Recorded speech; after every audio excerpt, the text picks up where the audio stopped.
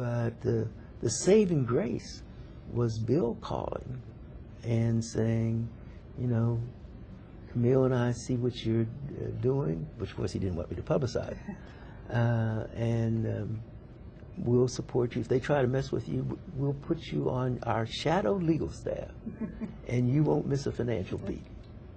Yes. And of course, Mr. Bill, I really appreciate the call and everything like that, but financially, I can make it. I didn't know how I was going to make it. Because you then went on a 2-year unpaid leave of absence. And then what happened? Well, after the first, you know, Jewel, I announced the protest in April, and Jewel died in August. So, but I spent that first year, and so many of the students came to me and said, you know, this is great what you're doing, but I've been waiting for 2 years to take your course, and now you're on leave. So I went to the dean, who was not a nice guy, and told him that what these students were saying. I said, listen, give me a classroom and I will teach my course without pay if the students will take it without credit or grades.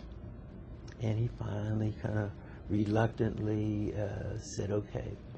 So I had about 25 students all semester with a lot of reading and everything, and a lot of preparation. But it was a unique experience in that every Monday we were all there because we wanted to be there. Yes, because no credit for them. That's right. And you weren't getting paid. Yeah. Amazing. This was amazing. And it wouldn't have happened, but there are these ramifications of protest action or doing what you think is right. I mean, I thought about that with Barbara Lee. Yes. I mean, she has a kind of celebrity that cannot be tarnished, can't be taken away. How much is that worth? What do the MasterCard people say? Priceless. Priceless. She has an aura about her. She is at peace with herself and therefore with the world. And still alone in her decision. That's right. When it wasn't popular at all. No, but she had to have police protection.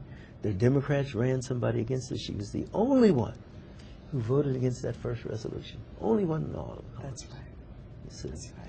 And so sometimes I get a little annoyed, I guess is the word, when every time I get introduced, this is the man who left Harvard. I said, damn, I've written 10 books. I got all this stuff, and that's all they remember. And this happened 15 years ago. But it was so profound. But that I think that there is a hunger for individuals who, whatever else, have done something that people will consider worthy.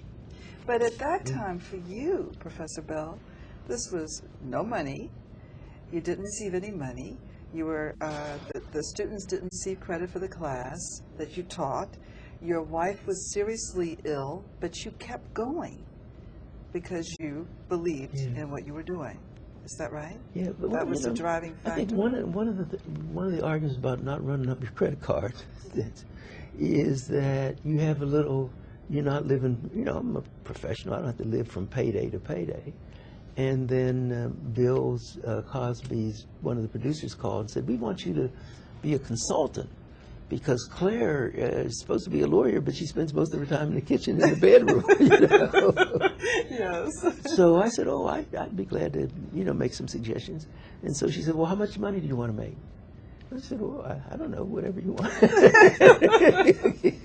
Yes. But that was a great spiritual uplift.